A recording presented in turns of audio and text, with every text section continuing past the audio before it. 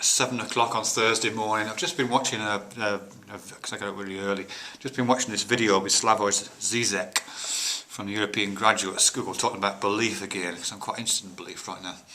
And one of these, the things he was saying was really interesting. It was quite disturbing actually in some ways, because he was I've been talking about belief as a, well, no, I won't go into that right now. But he was saying about how we associate belief with two things. Let me see if I can get them both in this one video. He says when we talk about belief, well, people like me talk about belief, you know, kind of liberal, atheist, secularist skeptics. When we talk about belief, we talk about it as if it was a kind of a hangover from a previous age, as if it's some kind of atavistic throwback, and that only kind of primitives or undereducated people or a certain kind of mindset, perhaps almost a medieval mindset, as opposed to, you know, people like myself who like to think of themselves as kind of sophisticated and worldly and rational. And we don't have things like beliefs. We have doubts instead, and we approach the world with skepticism and with a sense of scientific inquiry, which is always couched in doubt and not couched in belief. And as I say, people like myself particularly have this slightly superior attitude, and I think he's absolutely right, slightly superior attitude, that to be like I am, you know, to have this kind of secular doubt is sophisticated, and to have this, what we see as a kind of more naive belief is something primitive. And he critiques that, and he says it's a hypocrisy. And I quite like my hypocrisies being nailed, and I think he's nailed one really well there. And he says that, you know, quite often when people like Western liberals speak, we use all these kind of circumlocutions and all these qualifiers in our language. So rather than say, you know, I believe that, I think the example he gives is that women are symbolic of the natural order, he says. So rather than saying, I believe that women are symbolic as the natural order, he says we'll tend to couch that in all kinds of complicated language. So we'll say, might it not be the case that under certain circumstances, if we take into account this piece of writing, and if we bring in the theories of Judith Butler, might we not say that, for example, women are representative of the natural order? So he's saying that what we're doing when we put all those bits of it in front of the sentence, we're kind of protecting ourselves. And we're trying to still have a viewpoint. We're trying to still say this is my viewpoint, but we're kind of simultaneously denying it and pretending that we don't entirely hold that viewpoint, or we're not owning up to it.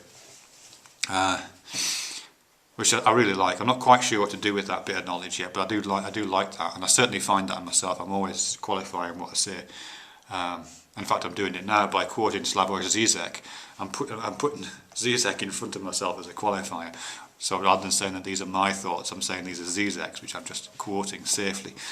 So I'll have to think about that more. But the other thing he's talking about, which is equally interesting and I thought was really insightful, and it's really about belief. And as I say, he thinks this belief is something we condemn. We as educated intellectuals kind of condemn. We say, oh, it's naive to believe stuff. We don't believe stuff anymore. If at best we might accept something as being possibly true, but we don't do this belief thing. And he's saying he's saying it's bullshit on two counts. One, because of course we do believe stuff, we just pretend we don't, by using those circumlocutions I just mentioned. He says, but the other thing is that those people that we cast as naive believers also aren't necessarily as naive or as believing as they appear.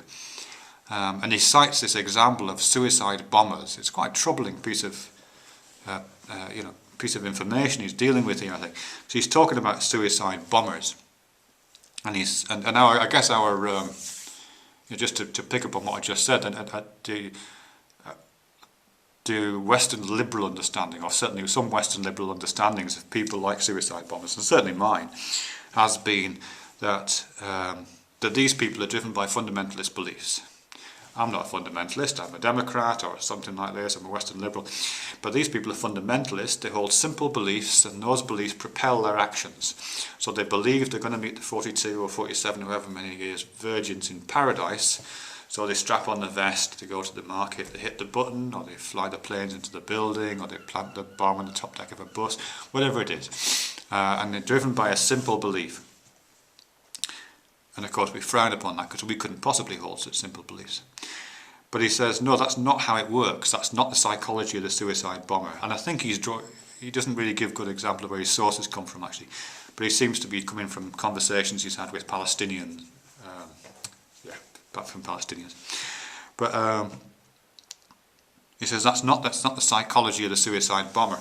He says the suicide bomber is not driven by belief, or not solely by belief. They're driven by doubt.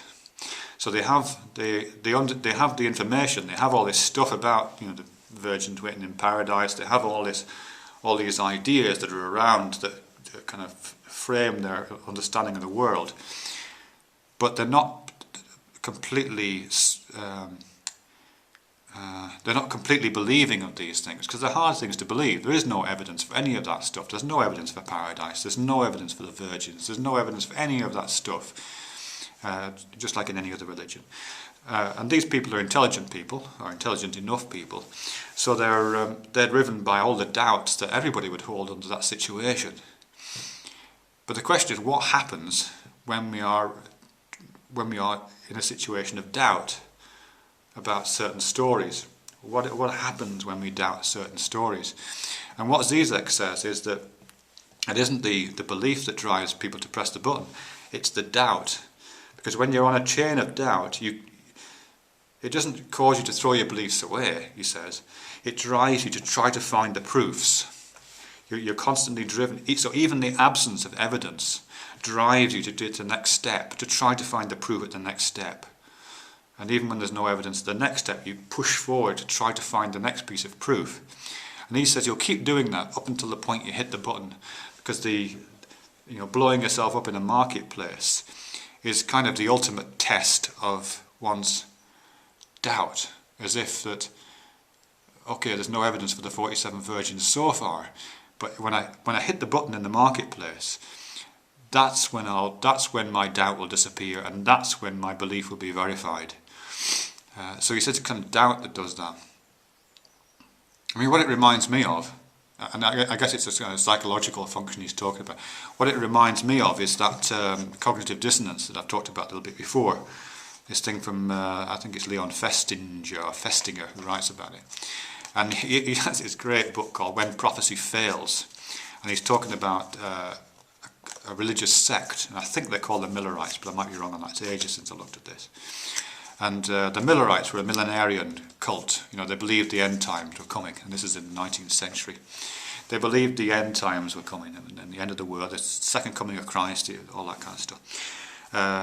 And so they went out into the desert or somewhere like that to welcome the second coming of Christ and the end of the world, and waited and waited, and of course nothing happened. So you would think at that point that they would say, oh, this is a waste of time, we're obviously wrong, let's stop being Millerites and go and do something else instead. But that's not what happens, because the psychology of cognitive dissonance and the psychology of belief around that doesn't operate like that. What happens is, although a few people drifted off, the core Millerites in that cult actually redoubled their belief and became even stronger believers than they were before.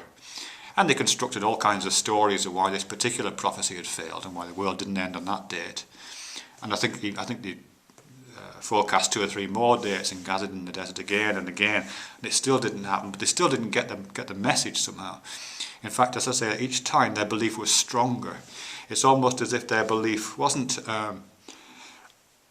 belief in the sense of agreeing to a proposition. It was like a motivation. Belief was their motivator to keep doing some actions. So they keep going to the desert in order for this itch, this belief, to be scratched by some evidence. And if the evidence doesn't arrive, they'll go back and see if it's getting scratched next time. So I think there's something funny going on in there with belief, which is not the same. Which for me is saying it's not the same thing as It's not the result of evidence, it seems to me, in those cases. Normally we think of, at least I normally think of belief as being the result of an evidence gathering process. You get enough evidence and then you believe something. But in these examples, in Zizek's example of suicide bombers, and perhaps in this thing about prophecy failing for the Millerites, it seems like belief is the motivator. It's what gets you up and gets you to strap on the suicide vest, or gets you out in the desert, waiting for the end times to come. And the absence of evidence doesn't get rid of the belief. It doubles the motivation. So your faith becomes stronger the less evidence there is, in the hope that at a certain point, even if it's the point of your own death and the death of everybody around you, that's when the itch will finally be scratched and your belief will be vindicated and your doubt will be wiped away. That's what it seems to me anyway.